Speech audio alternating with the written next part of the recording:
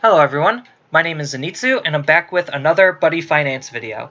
I know I've been doing a lot of these and the majority of them has been on Buddy Ragnarok, and I just keep forgetting the fact that we get Buddy Again Volume 3 Beyond the Ages released at the same exact day and time that Buddy Ragnarok is going to be released. And as a result, I think the set is going to tank. It's going to be a complete bloodbath dumpster fire. This set is going to take all of the beating that Buddy Ragnarok is going to ensue on it.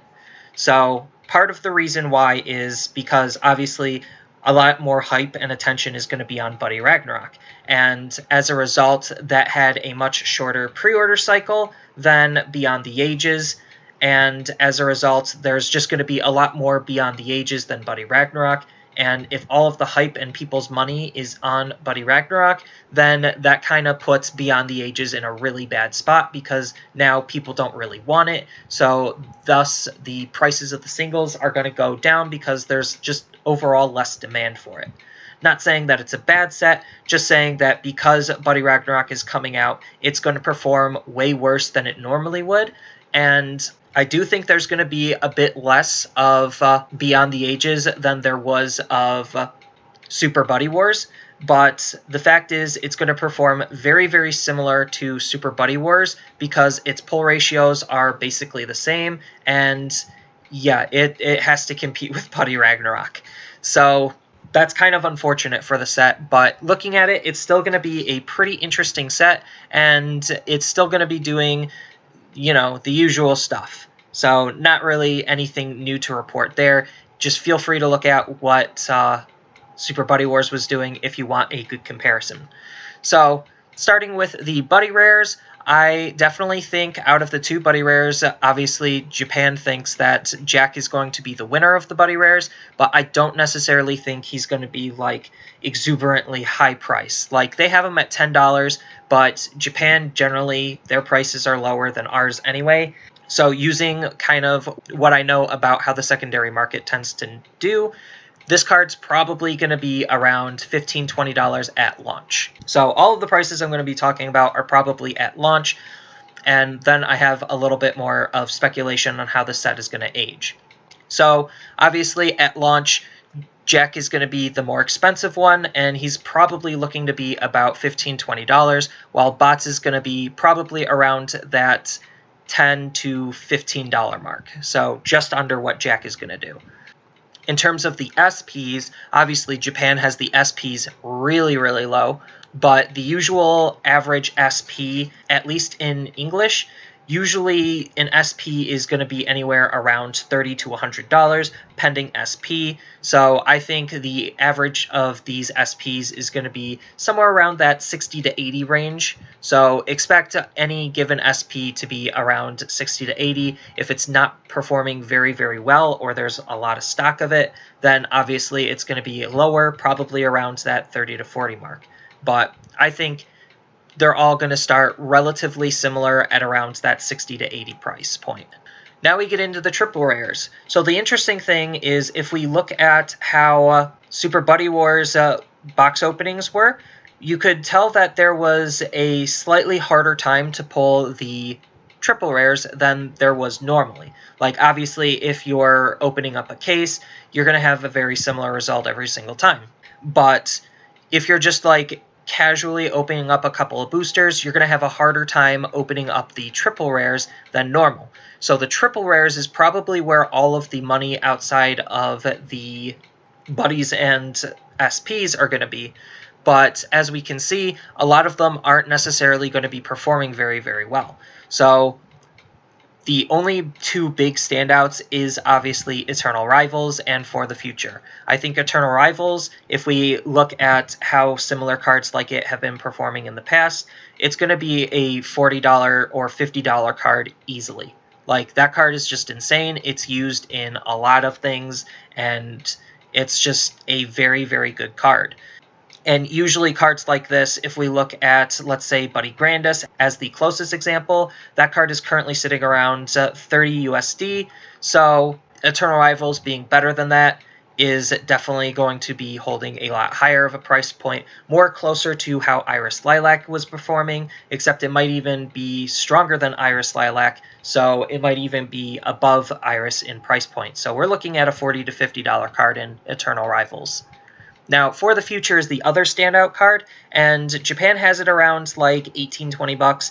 I think that's probably going to be similar to how it is going to act in the US. It's not as like playable. It's a little bit more niche, but it's still a very, very solid card that has a lot of utility. So I definitely think that it's probably going to perform around that $15 to $25 price range. So Japan probably has it correct.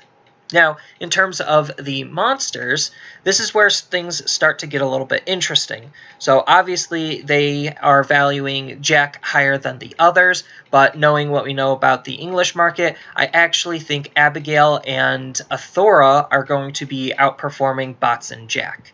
So don't get me wrong, all of these cards are very good, but just knowing how the English market kind of has its own separate favoritisms, we're definitely going to be showing that more towards Athora and Abigail. So as a result, I think Athora and Abigail are definitely going to start out at that like $10 price range, and then Jack and Bots are going to start out at like that $7 price range. But regardless, like that's just the starting price of the cards. So I don't exactly know how they're going to age over time, but starting out, they're probably going to be about $7 to $15 because that's just how it is in the US. And then we get into the double rares.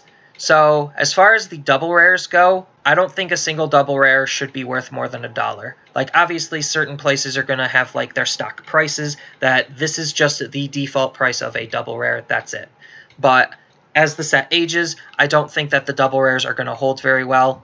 And usually double rares don't hold very well in the past. So if we look at Super Buddy Wars EX, you could get almost any single double rare for under $1, or $1 at the highest. So I don't think these cards are going to hold very high prices. Obviously, the only two that are really worthwhile and that might hold some kind of a value is going to be Black Ritual, because it's a reprint of a very good card.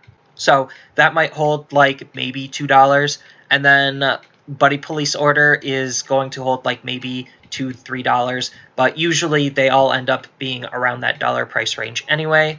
And then as a result, there's not really even a reason to talk about the rares or uncommons. The uncommons are basically commons, so there's not really a point on talking about these because they're all going to be under $1. Like, there's no reason why any given rare is going to be higher than 50 cents. If anything, it's going to crush down to like 25 cents. And then the uncommons, which are basically commons, are going to be around that 25 cent to 10 cent range. Like, that's just how these kind of cards behave. So that's just a quick overview on what I kind of think.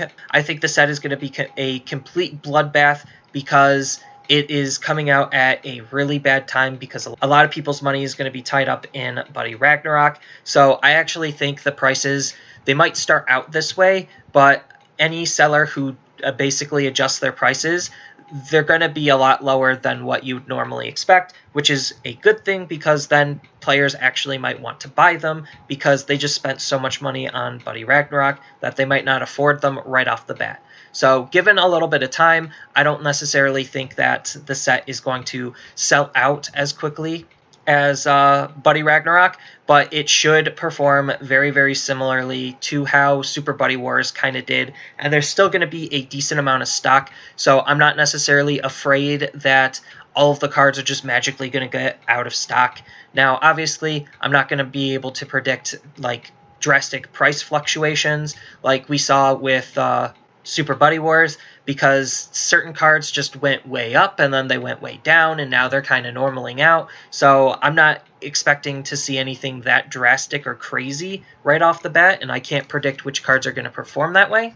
So just keep that in mind, but I do think the set is going to be relatively low with the exception of like 1 or 2 cards. So that's kind of my 2 cents on how Beyond the Ages is going to perform. Take it all with a grain of salt. I'm not a financial expert. I am just a person who takes an active interest in the secondary market. As always, feel free to tell me your thoughts down in the comments below, and don't forget to like and subscribe for more content, and I will see you in the next video.